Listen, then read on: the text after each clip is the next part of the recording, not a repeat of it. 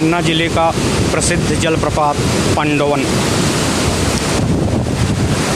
ये वो स्थान है जहाँ पौराणिक कथाओं में कहा जाता है कि पांडवों ने आकर कुछ दिन यहाँ विश्राम किया था। ये जो ऊपर झंडा दिखाई दे रहा है, यहाँ पांडवों की 5 मूर्तियाँ बनी हुई हैं। यहाँ 7 नदियों का जल एकत्रित होता है, जिसमें से केन, ब्यारमा, पतने, सुनार, मिढ़ासन, इस तरह से कुछ दमोह ज़िले से कुछ पन्ना ज़िले की नदियाँ आती हैं और यहाँ पांडवों में इकट्ठी होती हैं और वहाँ से फिर ये निकलते हुए आगे केन नदी का रूप ले लेती हैं। ये एक ऐतिहासिक स्थल है और पन्ना का प्रमुख पर्यटन क्षेत्र भी है, एक तरह से कहना चाहिए। ये चट्टानों को देख रहे हैं आप, बरसात में यहाँ से पानी निकलता है। ये जो कलकल ध्वनि आपको सुनाई दे रही है, ये पांडवों की बरसात में यहाँ भयंकर बाढ़ का प्रकोप रहता है। सभी नदियों का पानी आता है और इस सकरे से मार्ग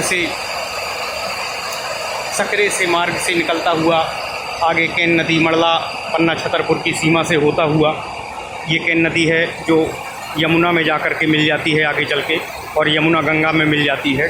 इस तरह से ये एक ऐतिहासिक नदी है। पन्ना की सबसे साफ़ सुथरी नदी है। जहाँ पर मैं खड़ा हूँ, यहाँ बरसात में भयंकर अगाध जल भरा हुआ होता है और ये इस समय जून का महीना है, जब पानी अपने बिल्कुल सबसे कम प्रवाह के साथ बह रहा है।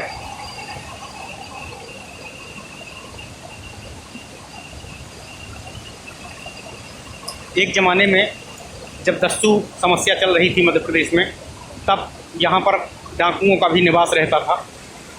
ये देखिए, पानी के तेज़ प्रवाह के कारण ये चट्टानें कट गई हैं। ये पानी के तेज़ प्रवाह और तेज़ बहाव के कारण, लगातार पानी के घर्षण के कारण ये चट्टानें घिस गई हैं और इनका ये रूप दिखाई दे रहा है हमको। ये एक बहुत ही सुंदर है। यदि सरकार इसके विकास पर और इसके सौंदर्यीकरण पर ध्यान दे तो यहाँ पर हज़ारों लोगों को रोज़गार मिल सकता है पर्यटन के माध्यम से। इसकी सुंदरता देखते ही बनती है, बस इसको विकास की आवश्यकता है, इसके सौंदर्यीकरण की आवश्यकता है। ये जब अभी गर्मी में इतना सुंदर है, तो जब ये अपने पूरे प्रवाह में रहता होगा, जब पानी पूरे अपने आवेग से बहता होगा, तो कितना सुंदर दिखता होगा। यहाँ पूरे में जल कलकल करता हुआ बहता है और इस सकरे से रास्ते से ये आपको बहाव दिखाई दे रहा होगा। इस सकरे से रास्ते से जल बहता हुआ और आगे के नदी में जाता है। ये बहुत ही सुंदर, बहुत ही मनोरम ये स्थान है।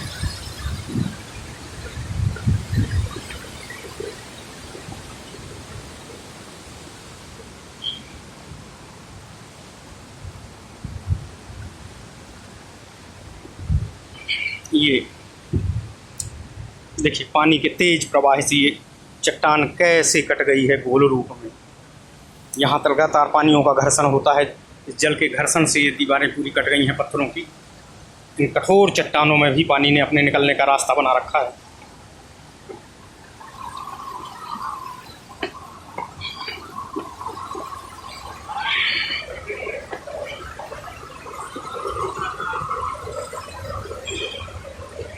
ये मैं आपको दर्शन कराने जा रहा हूँ जहाँ पांडव विराजमान हैं।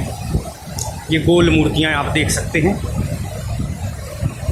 ये गोल मूर्तियाँ, ये झंडे, ये गोल मूर्तियाँ। यहाँ पर ऐसा माना जाता है कि उस समय में जब पांडव वनवास में थे तो यहाँ पर वो कुछ दिनों के लिए ठहरे थे। उन्हीं के प्रतीक स्वरूप ये मूर्तियाँ हैं।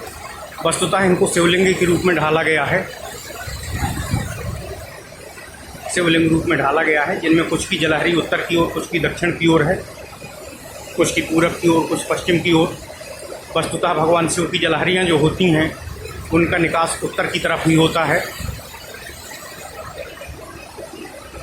इस तरह से ये देखिए, पत्थरों के प्रवाह से पानी कैसे गोल गोल चट्टानें कट गई हैं।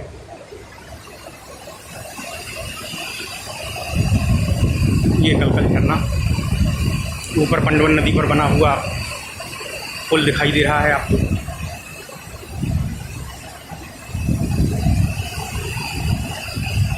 बहुत ही सुंदर, बहुत ही सुखद।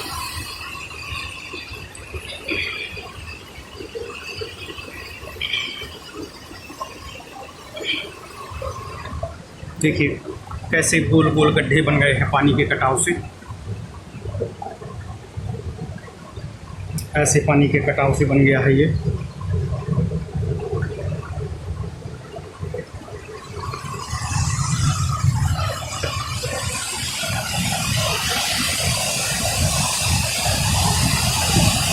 ये कलकल ध्वनि।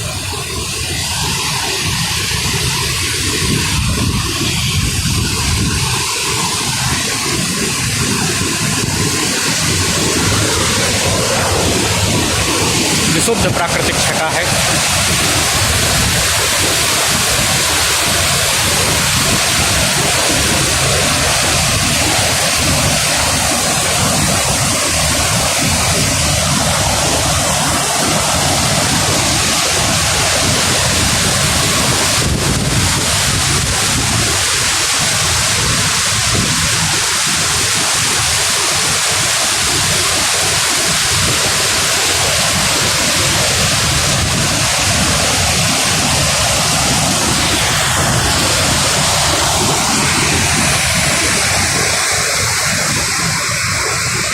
आज मेरा बहुत बड़ा सौभाग्य था, मुझे स्थान का भ्रमण करने का मौका मिला। यहाँ आ चुका हूँ।